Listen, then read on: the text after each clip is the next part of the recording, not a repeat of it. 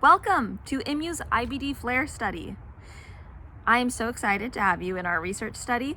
We are going to explain the study design.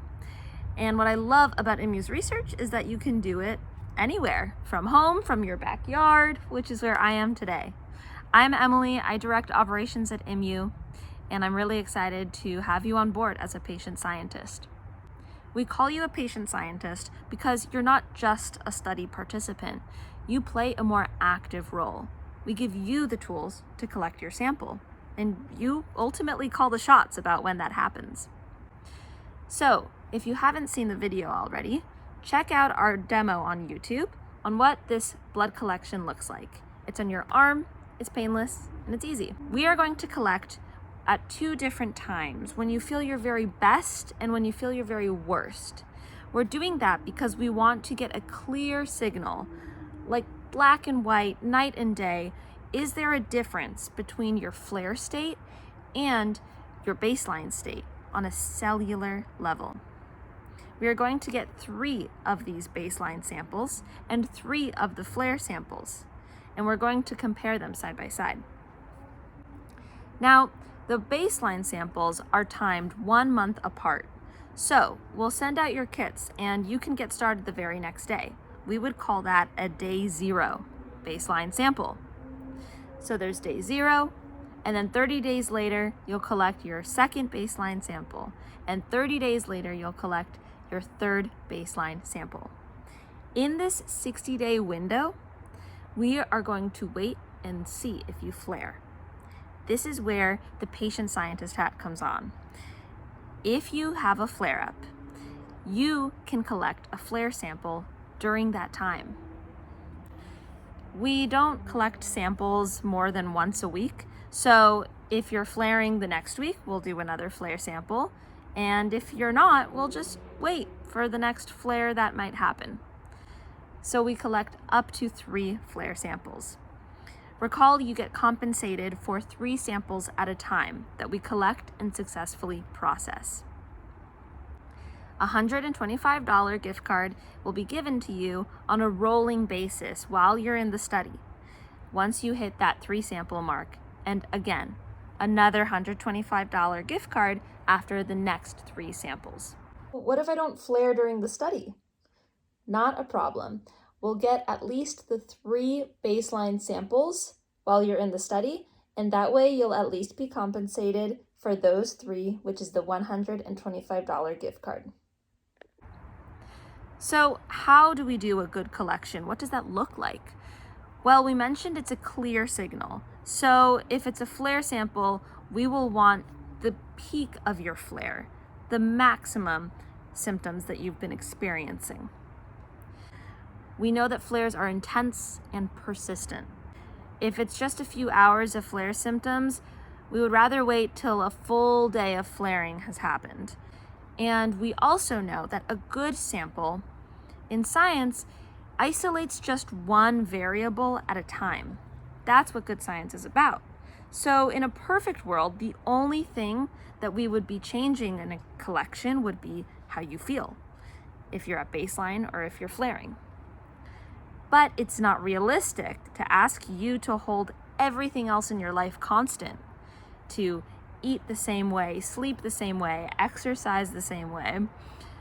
However, there is one thing that we think we can try to keep consistent across all 6 of your sample collections.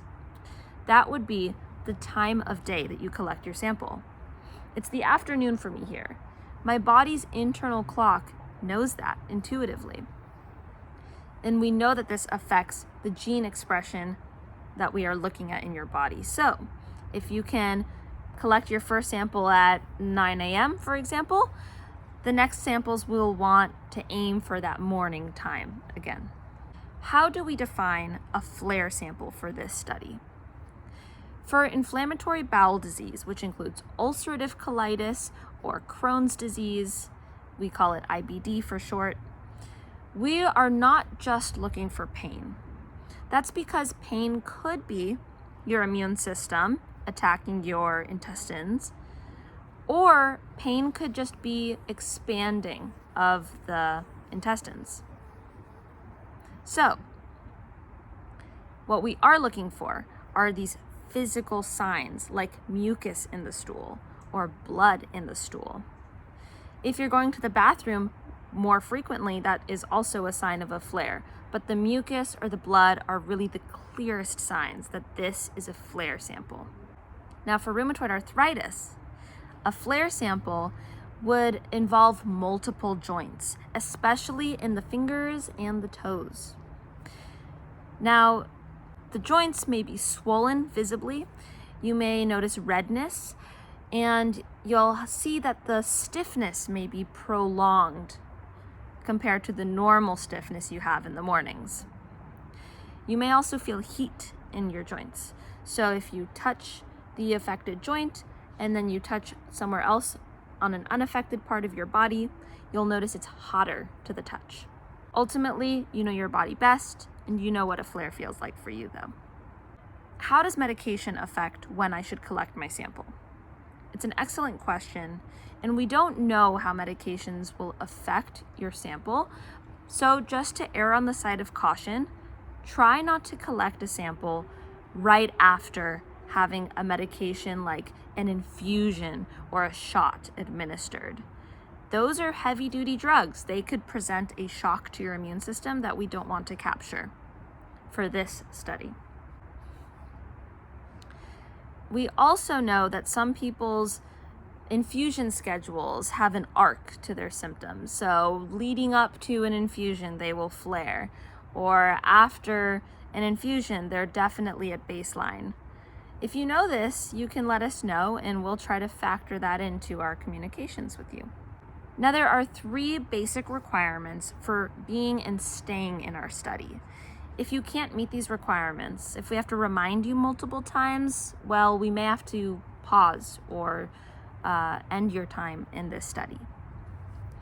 The first requirement is the QR code. This code is found on every device. It is a lock, and when you scan it, you enter your email. That's the key. That is what you need to do to unlock your device. You must answer this survey to completion. That means go through all the questions and hit the red submit button at the end. Failure to do this means we don't have all the information we need about your sample. And that could mean that we're not able to do good research. The second requirement is packaging. Your kit will come with ice packs. Put them in the freezer right away. This way, they're frozen overnight, which is the minimum amount of time we need for them to get cold and for you to use them the next day. The packaging videos are provided in our sample FAQ, and they're also step-by-step provided in the QR code you scan. It's critical that you package things correctly, that you follow these videos step by step. Finally, FedEx. You have to get your sample to FedEx the same day you collect. The same day that blood enters that tube, it must get on a plane to California. So, you have 2 options. You can drop off your sample at a pre-authorized FedEx location, or you can request a pickup from your home the day before. Getting it to your FedEx by the local cutoff time at a FedEx that we authorized is critical. Not every FedEx drop-off site is the same. We will provide you your nearest FedEx location at the beginning of the study, but if you are going somewhere else, let us know. We'll look up the nearest authorized FedEx location to wherever you are. Again, we're more than happy to coordinate a pickup from your home. Just let us know the day before. When can collections happen? They can happen Monday through Thursday, as long as you get your sample to FedEx the same day by the cutoff time. So normally this means a morning or afternoon collection, Monday through Thursday, is available to you. If you have any more questions, please visit imyoo.health/samplefaq. You can ask us questions by texting or calling 650-8 869-9335. If you get lab work back, please let us know by calling or texting that number, or you can email us at studies@imyoo.health. The reason we're asking for your lab work is for two reasons. We want to get a holistic view of your biology. Also, it's really useful to compare our research data to the clinically validated lab tests out there today. Who knows, maybe we're going to find something that reflects your biology better than the blood work that you normally get. Thank you so much for listening. I am more than excited to have you in our study. This could not happen without you. We really look forward to having empowered patient scientists in our research, and you are making that possible.